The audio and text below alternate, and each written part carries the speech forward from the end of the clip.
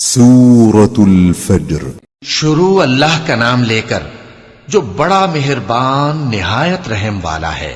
فجر کی قسم اور 10 راتوں کی اور جفت اور طاق کی اور رات کی جب رخصت ہونے لگے، اور بے شک یہ چیزیں عقل مندوں کے نزدیک قسم کھانے کے لائق ہیں، اس بات پر کہ کافروں کو ضرور عذاب ہوگا۔ کیا تم نے نہیں دیکھا کہ تمہارے پروردگار نے قوم عاد کے ساتھ کیا کیا، جو ارم کہلاتے تھے، دراز قد مانند ستونوں کے، کہ تمام ملک میں ایسے پیدا نہیں ہوئے تھے؟ اور سمود کے ساتھ کیا کیا، جو وادی قرا میں چٹانیں تراشتے تھے؟ اور فرعون کے ساتھ کیا کیا، جو خیمے اور میخیں رکھتا تھا؟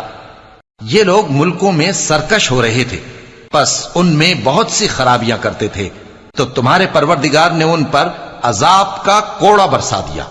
بے شک تمہارا پروردگار طاق میں ہے۔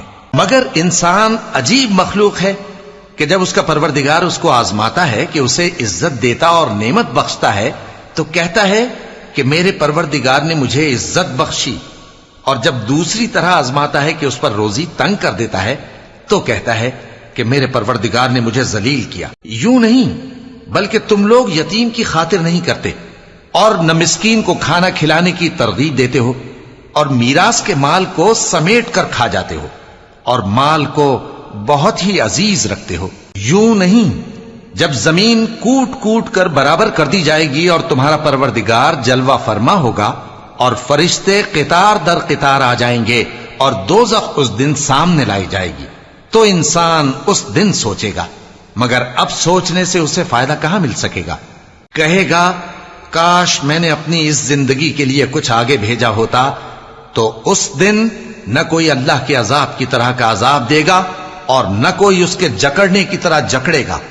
اے اطمینان والی جان، اپنے پروردگار کی طرف لوٹ چل، تو اس سے راضی، وہ تجھ سے راضی، سو تو میرے خاص بندوں میں شامل ہو جا اور میری بہشت میں داخل ہو جا۔